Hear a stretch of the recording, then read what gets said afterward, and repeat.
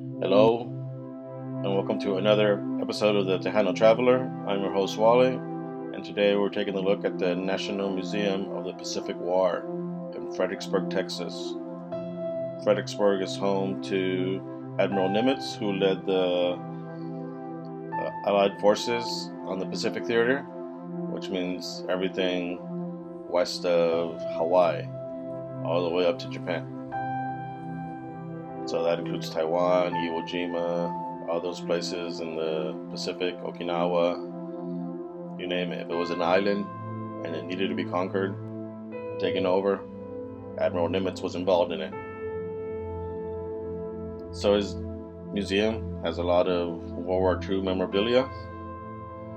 It's got a lot of artifacts from the war.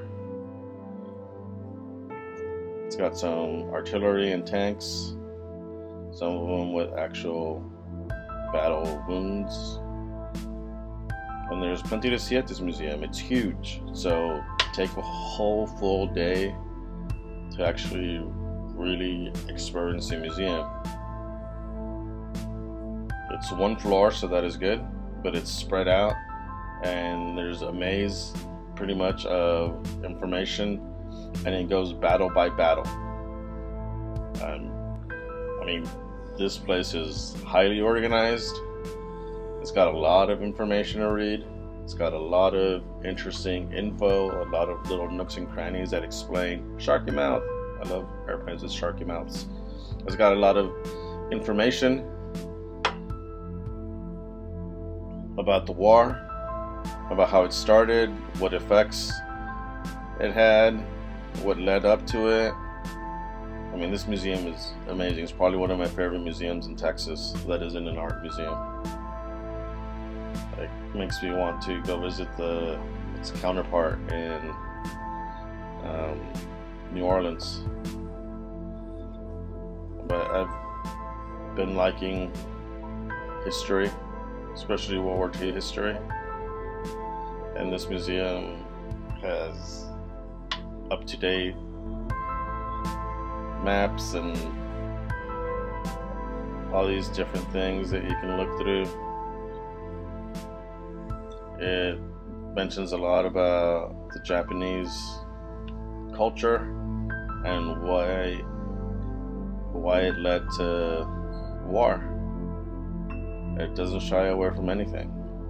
It's pretty rough at times, it's pretty in your face at times, but that's what war was. And here is a replica of Fat Boy. Just say no to nuclear war. And some airplane ruins. If you walk down the block, they have a little military site also that's part of the museum, where they get some volunteer military men, and that day they were testing out a flamethrower, which was pretty awesome. I mean, we were far away and we felt the heat, so those things are dangerous. But they do different exhibits there. Sometimes it's mock combat, sometimes it's just showing you different artillery. There's also a captured boat that the Allies captured from Germany, so it can give you an idea of what the enemy's hardware looked like. And then it's got a peace garden, which is probably one of the most beautiful gardens I've seen in Texas. It's nice, it's zen-like. It reminds us that yes, after war that may be necessary at times, there comes a time of peace and reconciliation, and hopefully we can end that cycle. I know I'm getting preachy, but that's what this really cool garden reminded me of.